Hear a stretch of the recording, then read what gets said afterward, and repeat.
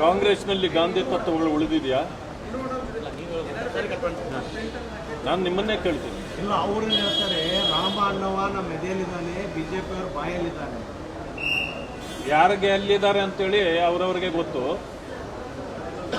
ಗಾಂಧೀಜಿಯವರು ಹೇಳಿದರು, ಸ್ವತಂತ್ರ ಬಂದ ನಂತರ ಕಾಂಗ್ರೆಸ್ ಅನ್ನೋದು ಹೋರಾಟಕ್ಕಾಗಿ ಮಾಡಿದ್ದ ಪಕ್ಷ. ಚುನಾವಣೆಗೆ ನೀವು ಯಾವುದೇ ಪಕ್ಷದ ಹೆಸರಿಟ್ಕೊಳ್ಳಿ, ಇದನ್ನು ಬರ್ಖಾಸ್ತು ಮಾಡಿಬಿಡಿ ಅಂದ್ರೆ ಮಾಡಿದ್ರ ನೀವು? ಗಾಂಧಿಯ ಕೊಲೆ ಆಗಿಲ್ಲ, ಆಮೇಲೆ ಆಯಿತು. ಆದರೆ ನೀವು ಅವರ ಮಾತನ ಕೊಲೆಯನ್ನು ಮೊದಲೇ ಮಾಡಿಬಿಟ್ರಲ್ಲ. ಇವತ್ತು ಯಾವ್ಯಾವ ವಿಚಾರಕ್ಕೆ ಯಾವ್ಯಾವುದನ್ನು ಇಡಬೇಕು ಅಂತಕ್ಕಂಥದ್ದು ಆಯಾ ಸರ್ಕಾರಗಳಿಗೆ ಬಿಟ್ಟಿದ್ದು. ನೀವು ಏನು ಮಾಡ್ತಿದ್ದೀರಿ? ಎಲ್ಲ ಇದನ್ನು ಕೂಡ ಇವತ್ತು ಡೆಮಾಲಿಷ್ ಮಾಡ್ತಾ ಇದ್ದೀರಿ. ಯಾವುದಕ್ಕೆ ನೀವು ಗೌರವ ಕೊಟ್ಟಿದ್ದೀರಿ? ನೀವು ಗೌರವ ಕೊಟ್ಟು ಬೇರೆಯವರಿಂದ ಗೌರವ ಕೇಳಬೇಕು. ಅದನ್ನು ಬಿಟ್ಟು ಏನು ಗಾಂಧಿ ತತ್ವವನ್ನು ಕೊಲೆ ಮಾಡಿದ್ರು ಅಂತ. ಗಾಂಧಿಯನ್ನು ಯಾರೂ ಕೊಲೆ ಮಾಡಲಿಕ್ಕೆ ಆಗೋದಿಲ್ಲ. ಅವರ ತತ್ವ ಸಿದ್ಧಾಂತಗಳು ಇವತ್ತಿಗೂ ಕೂಡ ಬದುಕಿರ್ತವೆ. ಬಾಬಾ ಸಾಹೇಬ್ ಅಂಬೇಡ್ಕರ್ ಅವ್ರದ್ದಾಗಿರ್ಬೋದು ಎಲ್ಲ. ಅದೇ ನೀವು ಬಾಬಾ ಸಾಹೇಬ್ ಅಂಬೇಡ್ಕರ್ ಅವರನ್ನು ಯಾವ ರೀತಿ ನಡೆಸ್ಕೊಂಡ್ರಿ ಅಂತೇಳಿ ಅದನ್ನು ಬೇರೆ ಹೇಳ್ಬೇಕಾ? ನೀವು ಗೋಡ್ಸೆ ಪೂಜೆ ಮಾಡ್ತೀರಿ, ಗೋಡ್ಸೆ ಆರಾಧಕರು ನೋಡ್ರಿ, ನಾವು ಅಲ್ಲಲ್ಲ, ಅವ್ರ ಹೇಳಿಕೆ ಎಲ್ಲ ಸತ್ಯ ಅಲ್ಲ. ನಾವು ಗೋಡ್ಸೆಯನ್ನ ಪೂಜೆ ಮಾಡೋದಿಲ್ಲ. ಎಲ್ಲಿ ಮಾಡಿದ್ದೀವಿ ನಾವು? ಎಲ್ಲಿ ಮಾಡಿಲ್ಲ. ಆದರೆ ನಿಮ್ಮ ಆರೋಪಕ್ಕೆಲ್ಲ, ನಿಮ್ಮ ಆರೋಪಗಳೇ ಸತ್ಯ ಅಂತ ನಾವು ಒಪ್ಪಲಿಕ್ಕೆ ಸಾಧ್ಯ ಇದೆ? 20 ವರ್ಷ ನಾವು ಆಡಳಿತ ಮಾಡಿದ್ರು ಕೂಡ ಯಾವುದನ್ನ ಬದಲಾವಣೆ ಮಾಡಿರಲಿಲ್ಲ. ಆದರೆ ಬಿಜೆಪಿಯವರು ಬದಲಾವಣೆ ಮಾಡಿ, ಹೆಸರು ಬದಲಾವಣೆ ಮಾಡಿ ಬರ್ತಾರೆ, ಕೆಲಸ ಬದಲಾವಣೆ ಅಲ್ಲ. ಅಲ್ಲಲ್ಲ, ಬೇಕಾದಷ್ಟು ಬದಲಾವಣೆಗಳು ಮಾಡಿದ್ದಾರೆ. ಆದರೆ ಅವರು ಜನಪರವಾದ ನೀತಿ ಸಿದ್ಧಾಂತಗಳೇ ಅವರಾಗಲಿಲ್ಲ. ಅವರು ಜನರನ್ನ ಕೆರಳಿಸಿ ಕೇವಲ ಮತ ಬ್ಯಾಂಕ್ ಮಾಡಿಕೊಂಡು ಓಲೈಕೆ ಮಾಡಿ ಬದುಕುವಂಥವರು ಅವರು. ಇವತ್ತು ನಿದರ್ಶನಗಳನ್ನು ಕೊಡ್ಬೋದು ಅಂತಂದ್ರೆ ಎಷ್ಟೇ ಕೊಡ್ಬೋದು. ಸುಮ್ಮನೆ ಭಾಷಣದಲ್ಲಿ ಮಾಡೋದೇ ಬೇರೆ, ನಡೆಯಲ್ಲೇ ಬೇರೆ. ಅದನ್ನು ಇದರಲ್ಲೇ ಹೇಳ್ಬೋದಲ್ಲ.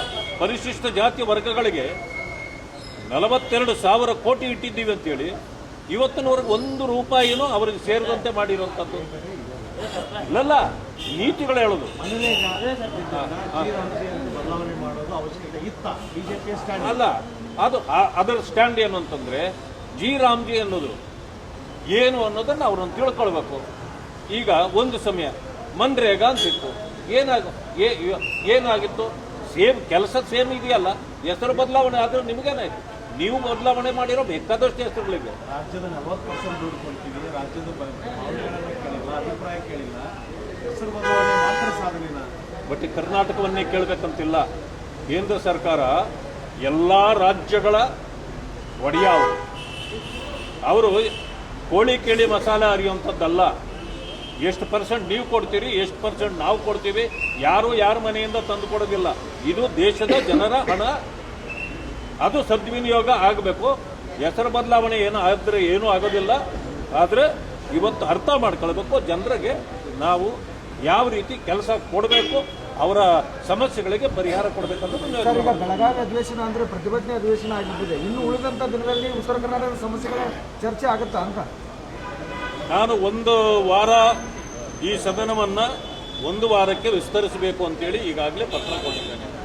ಯಾಕೆ ಅಂತಂದ್ರೆ ಇಷ್ಟು ದಿವಸಗಳಾದರೂ ಕೂಡ ಉತ್ತರ ಕರ್ನಾಟಕದ ವಿಚಾರಗಳ ಚರ್ಚೆಗೆ ಬಂದಿಲ್ಲ. ಇನ್ಯಾವತ್ತು ನೀವು ಮಾಡ್ತೀರಿ?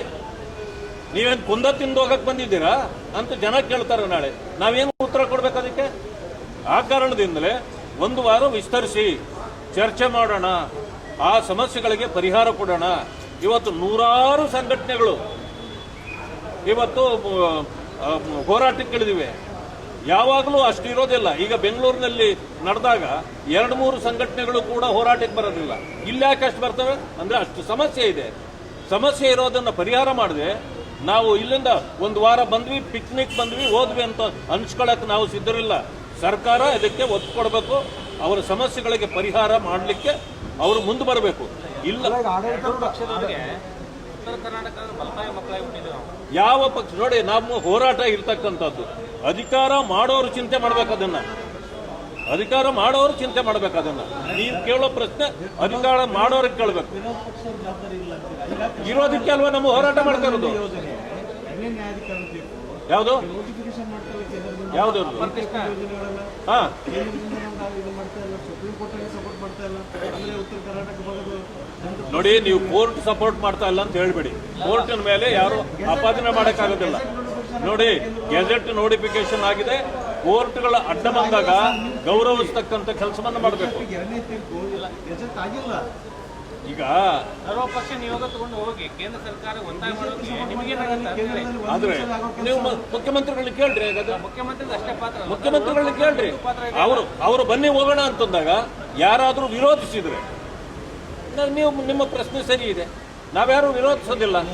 ಈಗ ಒಳಗೂ ನೀವು ರಾಜಕಾರಣ ಕಾಂಗ್ರೆಸ್ ಬಿಜೆಪಿ ಇಬ್ರು ಕೂಡ ಮಾಡ್ತಾ ಇದ್ದಾರೆ. ನೋಡ್ರಿ, ರಾಜಕಾರಣವೇ ಇದೆಲ್ಲ. ಕಾಂಗ್ರೆಸ್ ಮಾಡೋದು ರಾಜಕಾರಣವೇ, ಬಿಜೆಪಿ ಮಾಡೋದು ರಾಜಕಾರಣವೇ. ಆದರೆ ಜನರ ಸಮಸ್ಯೆಗಳಲ್ಲಿ ರಾಜಕಾರಣ ಮಾಡಬಾರ್ದು. ರಾಜಕಾರಣವೇ ಪಕ್ಷಗಳು ಮಾಡ್ತಾ ಇರೋದು. ಯೋಜನೆಗಳು ಆಗ್ತಾ ಇದೆಯಲ್ಲ ಸರ್, ನೀವು ಮಾಡಬೇಕು. ಜನರ ಸಮಸ್ಯೆಗಳನ್ನ ಆಡಳಿತ ಪಕ್ಷ ಕೇಳಬೇಕು. ನಮಗೇನು ಅವಕಾಶ ಕೊಟ್ಟಿರೋದು ನೀವು? ನಾವು ಹೋರಾಟ ಮಾಡುವಂತ ಅವಕಾಶ ನಾವು ಮಾಡ್ತಾ ಇದ್ದೀವಿ. ಅದನ್ನ ಅರ್ಥ ಮಾಡ್ಕೊಳ್ಬೇಕು ಅವರು. ಇವಾಗ ಹೆಂಗಾಗ್ಬಿಟ್ಟಿದೆ ಅಂದ್ರೆ, ಒಂದು ಕಡೆ ಕೇಂದ್ರ ಸರ್ಕಾರ ಬಿಜೆಪಿ ನಿಮ್ದಿರತ್ತ, ಕಾಂಗ್ರೆಸ್ ಇಲ್ಲದತ್ತ. ನೀವು ಅವ್ರ ಮೇಲೆ, ಅವ್ರು ನಿಮ್ಮ ಮೇಲೆ. ನಾವೇನ್ ಮಾಡೋದಿಲ್ಲ. ಉತ್ತರ ನೋಡಿ, ಕರ್ನಾಟಕದವ್ರು ಕೇಂದ್ರ ಸರ್ಕಾರದ ಪಾತ್ರ ಎಷ್ಟಿರುತ್ತೋ ಅಷ್ಟೇ ಇರುತ್ತೆ. ರಾಜ್ಯ ಸರ್ಕಾರದ ಪಾತ್ರವೇ ಮುಖ್ಯ ನಮ್ಮ ರಾಜ್ಯಕ್ಕೆ. ಆದ್ರಿಂದ ವಿರೋಧ ಪಕ್ಷವಾಗಿ ನಾವು ರಾಜ್ಯದ ಸಮಸ್ಯೆಗಳಿಗೆ ಪರಿಹಾರ ಕೊಡ್ತಕ್ಕಂಥ ಸಂದರ್ಭದಲ್ಲಿ ನಾವು ಪೂರ ಕೋಆಪರೇಟ್ ಮಾಡಬೇಕು. ಆ ಕಾರಣದಿಂದ ನಾವು ಸಿದ್ಧರಿದ್ದೇವೆ. ಅದನ್ನು ಮಾಡಲಿ. ನಾವು ಹೇಳಿದ್ದನ್ನು ಯಾವುದನ್ನು ಕೇಳಲಾರ್ದೇ ಇದ್ರೆ ನಾವೇನ್ ಮಾಡ್ಲಿಕ್ಕೆ